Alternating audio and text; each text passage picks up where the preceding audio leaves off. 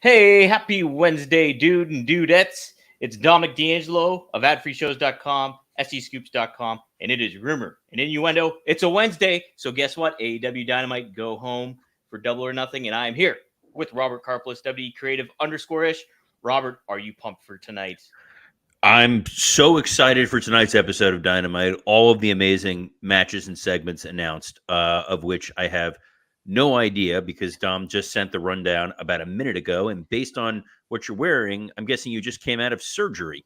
Yes, Kung Fu surgery. I'm now a Kung Fu fighter, so they gave me I'm like a cyborg now, basically. So very exciting. That made about as much sense as AEW booking. Let's say hi to some of the folks who are joining us here today. Morning, Robert and Don from Joseph Marie Walters, Antonio Santos. Happy Wednesday, gentlemen. And Lou 4237 just with the an emoji, and Alt Jake saying Deuterinos.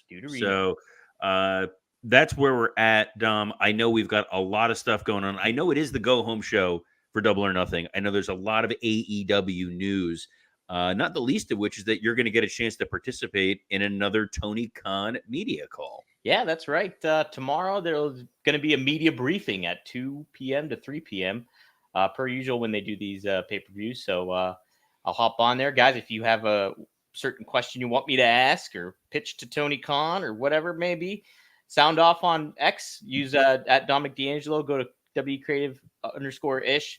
Shout it out. Let us know what you think. And yeah, I'm happy to facilitate some of that stuff. But now the real question, Dom, uh-huh. Are you going to man up and when they call on you, you're going to introduce yourself as being from Rumor and Innuendo, or are you going to hide behind Conrad's giant shadow and just say ad free shows? Well, so they announce it. They announce who you are. Oh. Right? So I have no control over that. Good cop-out answer. I like it.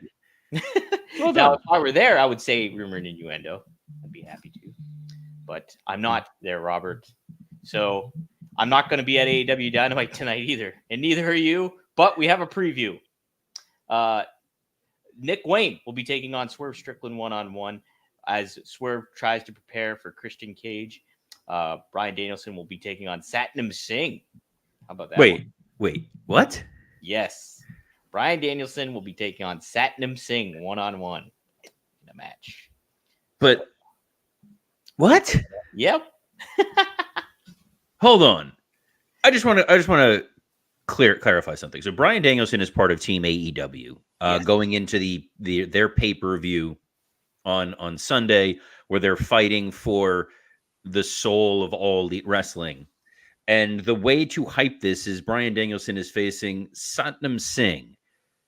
Did they previously set up that Satnam Singh is like the weapon of mass destruction being used by the elite? No. Is this feels like a storyline thing where you're like, to soften you up, you're going to face this big giant monster. It's when they used to like bring out the Big Show as a punishment match or make you face Omos or Mark Henry or something.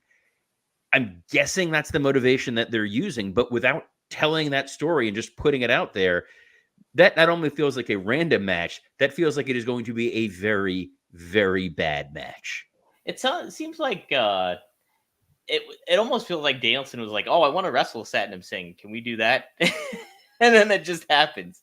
I think that's what it feels like. If Bryan Danielson is requesting a match with Satnam Singh, then I think we need to start scanning the brain again, making sure there's no further damage to Mr. Danielson. Hey, friend of the show, Jeff Jarrett, has big praise for Satnam Singh. Not pun intended, by the way, but he really thinks the world of him.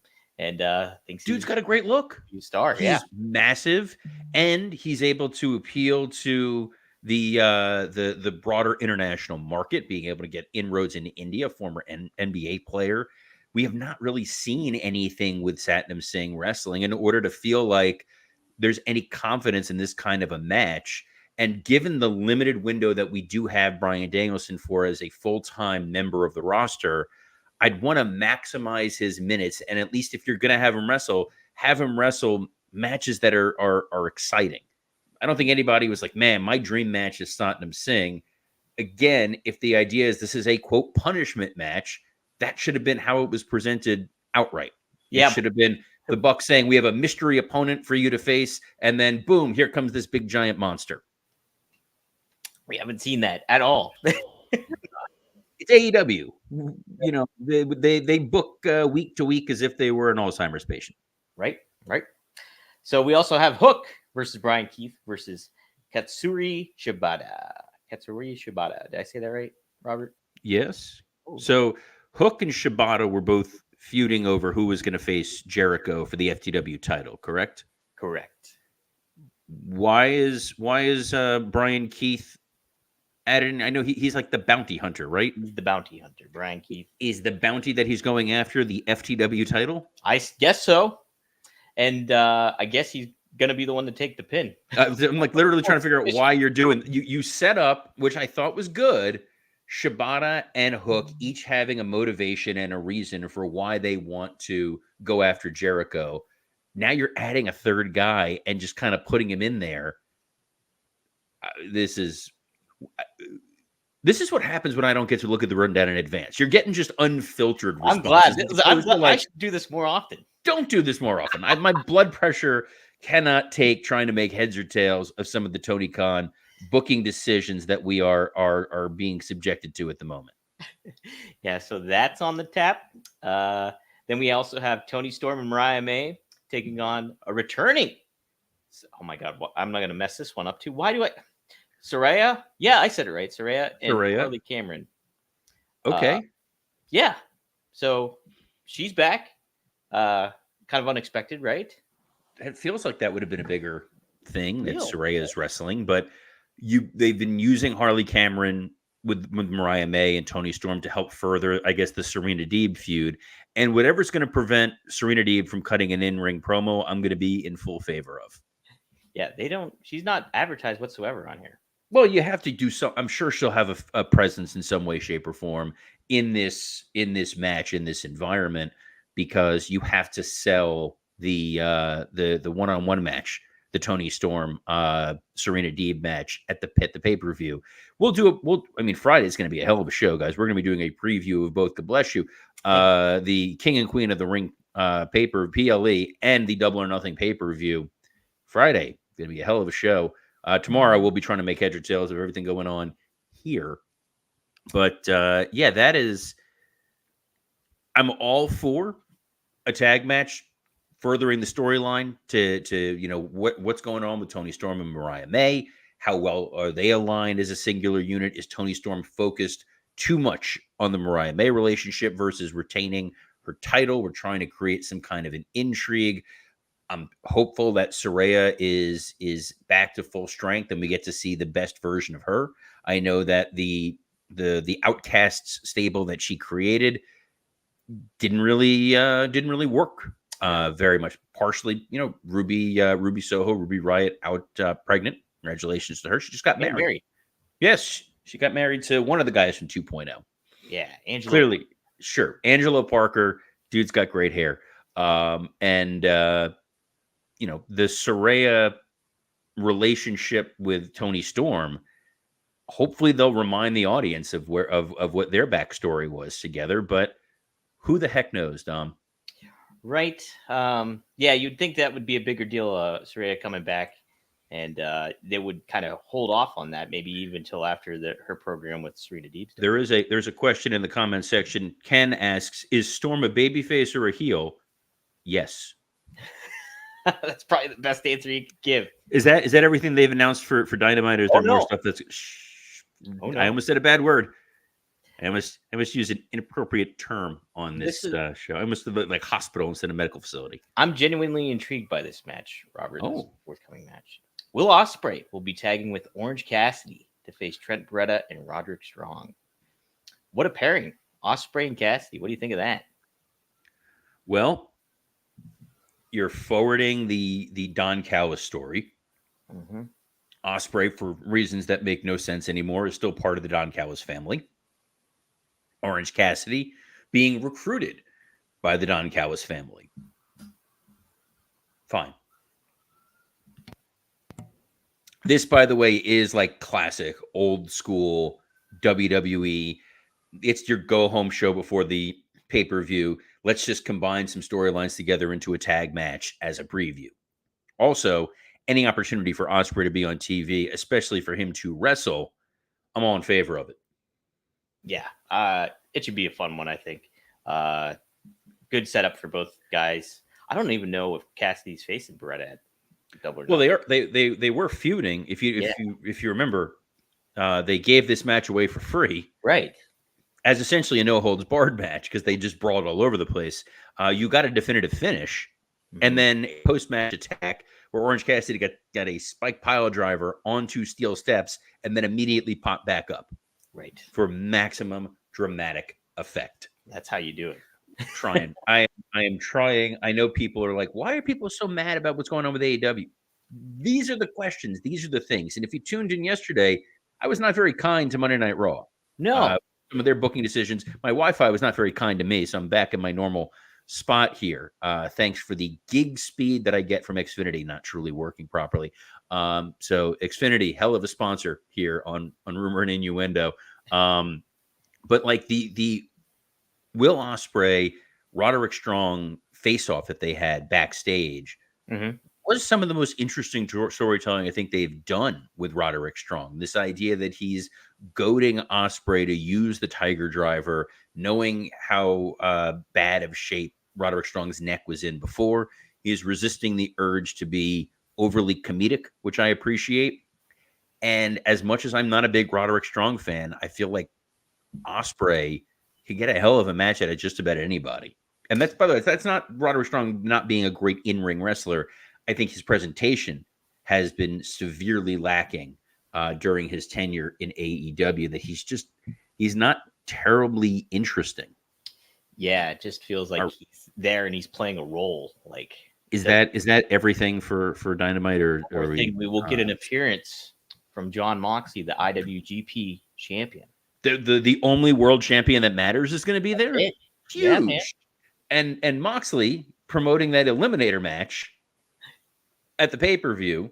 Yep. Where we may see somebody potentially someday, possibly down the road, get a shot at the IWGP World Heavyweight title. Exciting. The single most important championship in the world, on the same night that we're seeing Swerve wrestle Nick Wayne. Correct. And in defense of that match, when Swerve and Nick Wayne have wrestled before, great matches. Mm-hmm. Really good, really strong. But we kind of said this when they started down this Christian feud, that it's just Swerve running the gauntlet. Right. Same, yeah, paint by numbers kind of program going on that AEW has done time and time again. And on top of it, too, Swerve has not made to look like a wise champion either. It's just, what are they going to do? How are they going to position it? It should be a great match. We'll see how they position Swerve moving into the pay-per-view, though. But yeah, that's the lineup for tonight. Robert, are you excited after me revealing all these to you? Oh, over the top excited. Not at all watching because I'm required to in order to be able to talk about it on this show or on Working Stiff. Just super pumped to see the nonsense factory that's going on here. But it was interesting because Brian Alvarez, this is where I know I'm in trouble. Alvarez was saying things that I had previously talked about in terms of my criticisms of AEW. And it's just funny to see people coming around to what I've been trying to point out for a while now, which is they have great in-ring matches. Mm-hmm. Fantastic. You order their pay-per-view on Sunday, probably going to get like 7 5-star matches. It's the fact that there is no follow-up. There's no thread. There's no connective tissue to get you genuinely excited week to week, show to show. Everything just sort of exists in a vacuum. And when that happens, it makes shows skippable. And when a show is skippable, people forget about watching it when it actually happens. And you need those ratings. You need people to feel that it's immediate, that if I miss this episode of this show, my God, I've missed a lot. The example he used was people didn't watch Collision. Who cared? Like, what really occurred on Collision that was so important within broader continuity? And that's how wrestling fans look at wrestling in 2024. You want to make sure that there's a reason that the audience is coming back time and time again. And folks, Hey, If you want your lady coming back time and time again, didn't mean to use the word coming like that. We want to talk to you about our friends at Blue Chew. This episode is sponsored by Blue Chew. Let's talk about sex. Guys, remember the days when you were always ready to go? Now you can increase your performance and get that extra confidence in bed. Visit BlueChew.com. Blue Chew is a unique online service that delivers the same active ingredients as Viagra, Cialis, and Levitra, but in chewable tablets and at a fraction of the cost. You can take them anytime, day or night, so you can plan ahead or be ready whenever an opportunity arises. The process is simple. Sign up at BlueChew.com, consult with one of their licensed medical providers, and once you're approved, you'll receive your prescription within days. The best part, it's all done online. No visits to the doctor's office, no awkward conversations, and no waiting in line at the pharmacy. Don't be Tony Khan, who's booking on the fly. You want to have long-term booking. You want to make sure you have that Blue Chew stocked and ready to go week after week after week, because Blue Chew wants to help you have better sex. Discover your options at BlueChew.com. Chew it and do it. And we've got a special deal for our listeners. Try Blue Chew free when you use our promo code RUMOR at checkout. Just pay $5 shipping. That's BlueChew.com, promo code RUMOR to receive your first month free. Visit BlueChew.com for more details and important safety information. And we thank Blue Chew for sponsoring this episode of Rumor and Innuendo. Thank you, Blue Chew. That gets me excited, Robert. What also gets me excited? No, that is a terrible, terrible trip. That is not. This is not that kind of show. This is a family pay-per-views, family program. Rescheduling pay-per-views. What are you talking about? I get so hot and revved up for that. It's AEW All Out has been rescheduled. That was the announcement yesterday that AEW made. Sean Ross Sapp of Fightful, friend of the show. You're now I know why you're all excited, because you're talking about Sean Ross Sapp. Now it's all making sense. Per AEW sources, the company moved Sean Ross Sapp, the human Blue Chew for Dominic D'Angelo. The company moved the show as a result of fan concerns about All In and All Out being too close together. AEW's decision to run AEW All In and All Out in consecutive weeks in 2023 drew plenty of criticism. Robert, they moved a week ahead, so it's September 7th now instead of Labor Day weekend per usual in Chicago. Quite the shift there.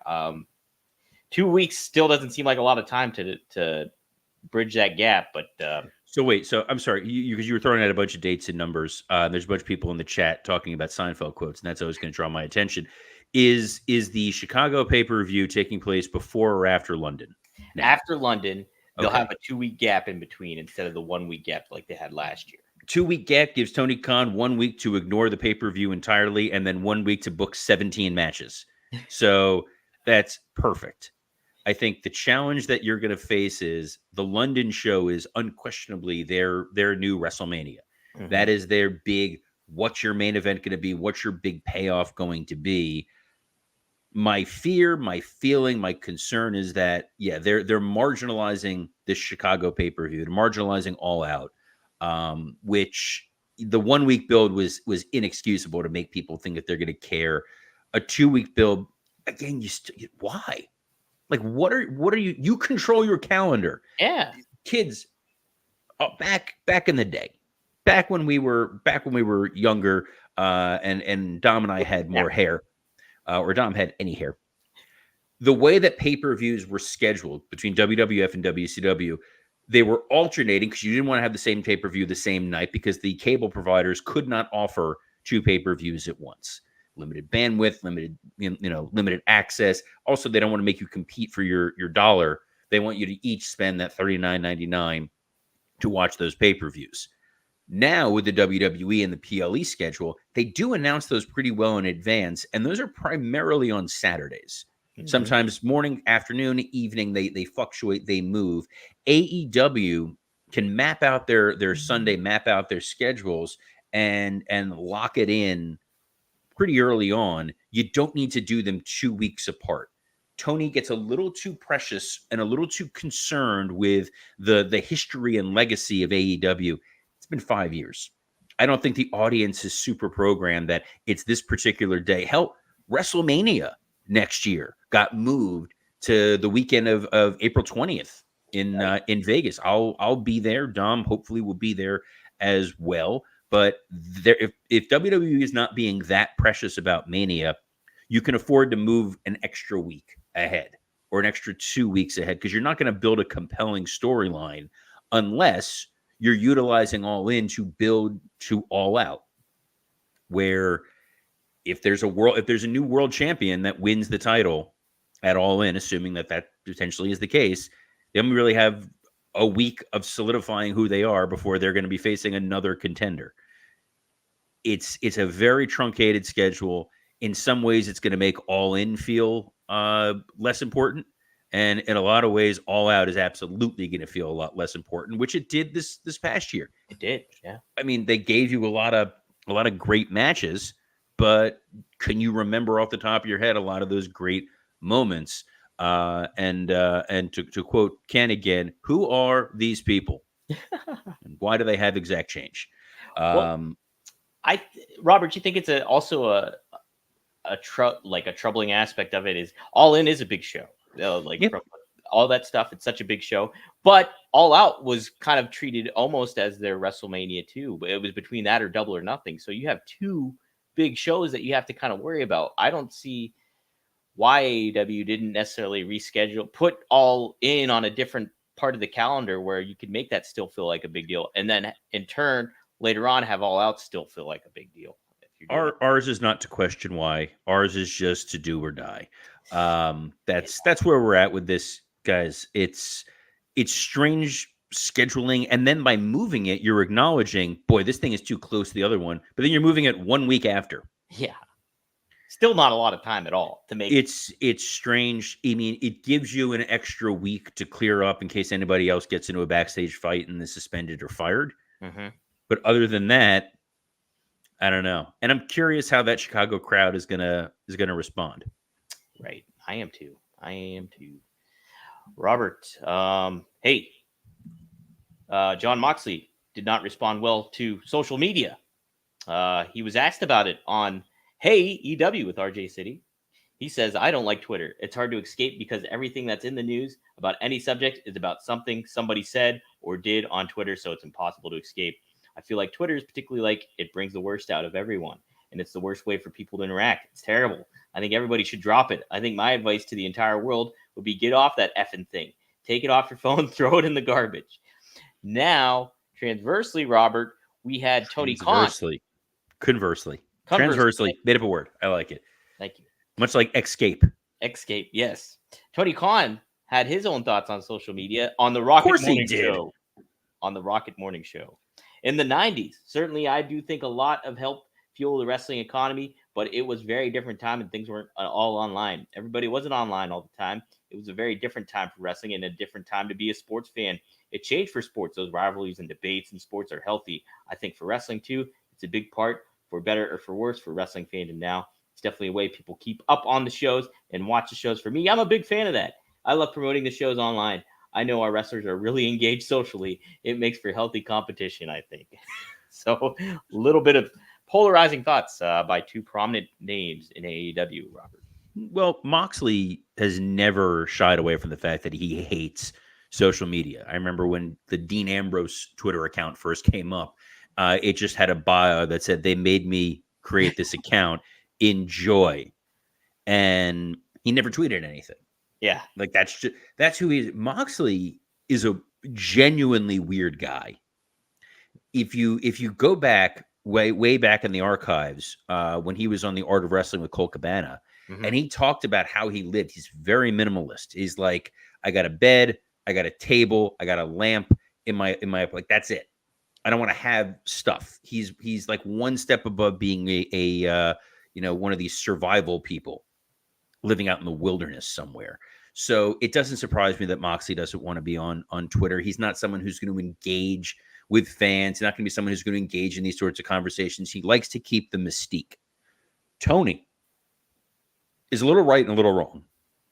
On the one hand, growing up in the 90s, there was an internet wrestling community. It was very niche. You had to go and try to find it. You were going to websites and web pages that you were hoping that there was some reliability in the rumor. Some of them were okay, some of them less than. If you were lucky, you found some great reviewers like a Scott Keith who would write these amazing reviews, and you're like, all right, I feel like I'm a better educated fan. People were able to ask questions, be able to understand, because there wasn't just Google and you could just find everything on Wikipedia. With the sports world, the sports analogy he made, I think, is where he loses me, because in there, he said that, because of the internet, the rivalries and debates of sports are healthy.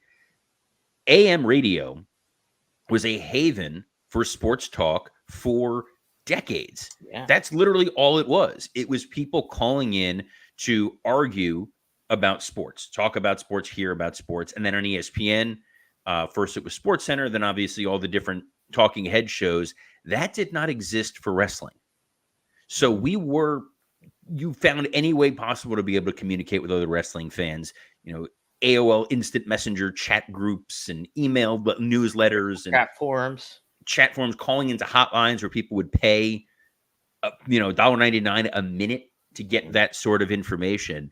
So the idea that you have X, you have Twitter, you have the ability to learn in real time what's going on. You have the ability to interact with those talents. I've connected with a number of wrestlers and wrestling personalities through my X account, and it's generally great. When you give everybody a forum, unfortunately, you have to listen to everybody's opinion, but you can choose between someone who has 20 fans and someone who has 20,000 fans in terms of, all right, whose opinion is really catching on. It really is a democracy of voices in a lot of ways. And Tony Khan's interactions on Twitter, in part, is because he wants to stir up controversy because he thinks it's going to drive eyeballs to his TV. So when he's going after fans, or when he's talking about the WWE machine coming after him, and then people go to his X account to either say, yeah, Tony, you're right, or Tony, you got your head up your ass.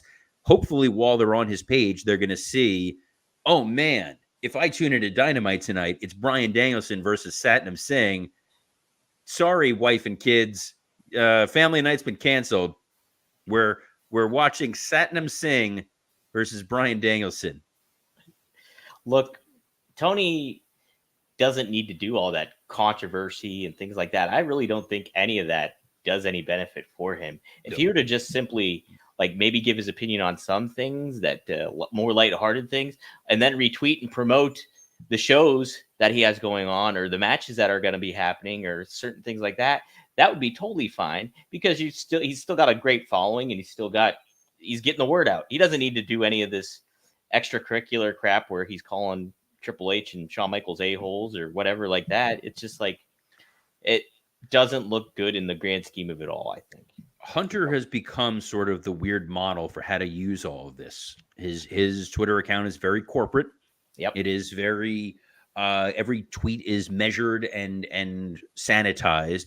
And this was the guy from DX. Right. That's what makes it so funny. Tony so desperately wants to be in all honesty, I was going to say he wants to be Heyman. I think who he really wants to be is Cornette. I think there's a part of Tony that wants to be able to just hold himself out as an expert in the field of wrestling, as the guy who's done it better than anybody else, and then point at everybody else's failings and say, I made a company where I won Booker of the Year numerous times. I've sold out all of these arenas and stadiums. I brought wrestling back to Turner, and you're going to sit here and you're going to hear all the reasons in which what you do is wrong. And that's kind of what Cornette has made his stock and trade, is saying, I've run successful territories. I've run developmental systems that have made huge stars. I've been a world-class manager. I've been a commentator. I've been a booker.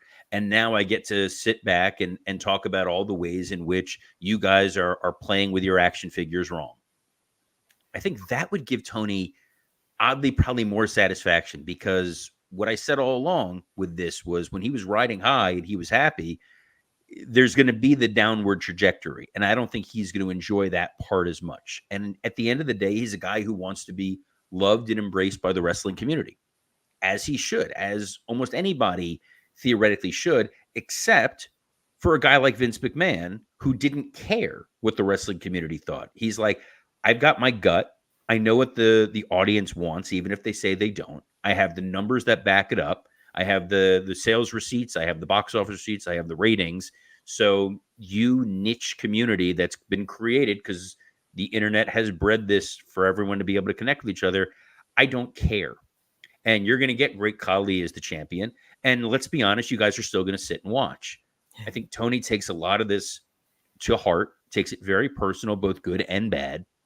And right now, in a low period, it's very lonely and it's very, very difficult. And I'm sure he's trying as hard as he can, but he's falling into the traps of the past. And for a guy who knows wrestling history, we expect better of him. And there's a lot of great voices from the past that he can listen to. And a lot of them are produced by Dominic D'Angelo.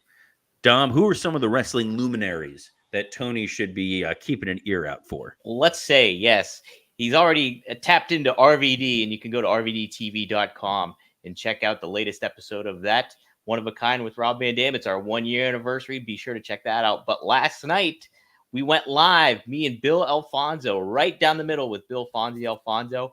We had a great discussion on Rob Van Dam. He was our focus topic. We cover a lot of ground. Fonzie has some great stories when it comes to Roddy Piper and an alligator. And then great Muda and an alligator, too. Some good gator stories with Fonzie happening. On top of that, you go. Yeah, Gator Pride. In the Gator Show. You go to fourhorsemanetwork.com. Check out Straight Talk with the Boss, Magnum TA, Greg Gagne. We cover shoot fighting this week. Really fun episode. Some great stories by Greg and Magnum both. Go to fourhorsemanetwork.com. And yeah, there's a lot more down the pipeline coming, and Working Stiff coming up this week, Robert. Yep, Working Stiff coming up this week. That'll drop on Friday wherever you get your audio podcast. Myself and three incredibly talented comedians, Mike Lawrence, Scott Chaplin, and Dan St. Germain. Talk up all the different things going on in the world of wrestling. But Dom and I are here every Monday through Friday, talking all the news in the world of wrestling, all the rumor and innuendo at noon Eastern. You can catch us on a variety of X accounts. Sorry, John Moxley, including WWE Creative _ISH, Dominic D'Angelo, SE Scoops, Podcast Heat. Podcast Heat is who makes this show possible, as well as on the ad-free shows, Rumor and Innuendo and Working Stiff YouTube channels. Make sure you go subscribe there. Helps us out with the algorithm. Throw up a little 5-star review. So on behalf of the late for his next surgery, Dominic D'Angelo, I'm Robert Karpelis. Best of luck in your future endeavors. It's the summer of George.